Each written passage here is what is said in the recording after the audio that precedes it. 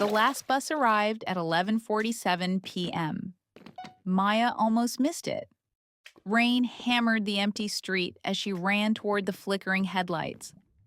The doors folded open with a sigh, and she climbed aboard, dripping wet. Only 3 people sat inside: an old woman near the back, a man asleep against the window, and the driver whose face she couldn't quite see in the mirror. "No more stops after this," the driver muttered. Maya nodded and tapped her card. The machine beeped strangely, a long, flat tone. The driver paused. Then he printed a ticket anyway. She sat halfway down the aisle.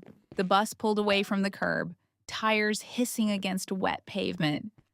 For a while, everything felt normal, until she noticed the streets. They weren't familiar anymore.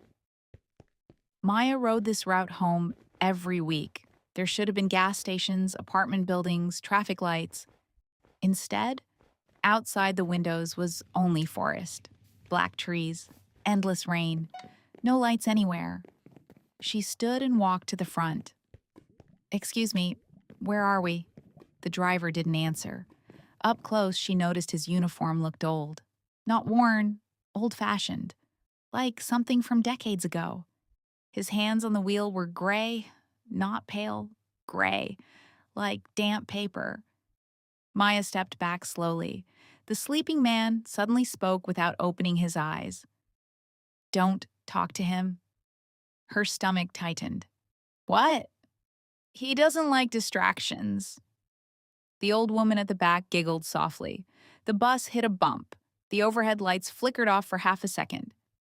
In that instant of darkness, Maya heard breathing beside her ear. Not human breathing. Wet, shallow, hungry. The lights came back. Nobody stood near her. She hurried toward the emergency exit window. Her phone had no signal, no GPS. Even the time was frozen at 11:47. "Please stop the bus," she whispered. The old woman stopped, giggling. Very slowly, she pointed upward. Maya followed her finger. Written across the ceiling, scratched deep into the metal, were hundreds of names. Thousands, maybe. Some looked decades old, some fresh.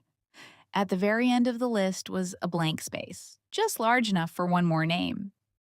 The sleeping man opened his eyes. They were completely white. "You weren't supposed to get on this bus," he said. Then the driver finally looked at her through the mirror. Maya realized why she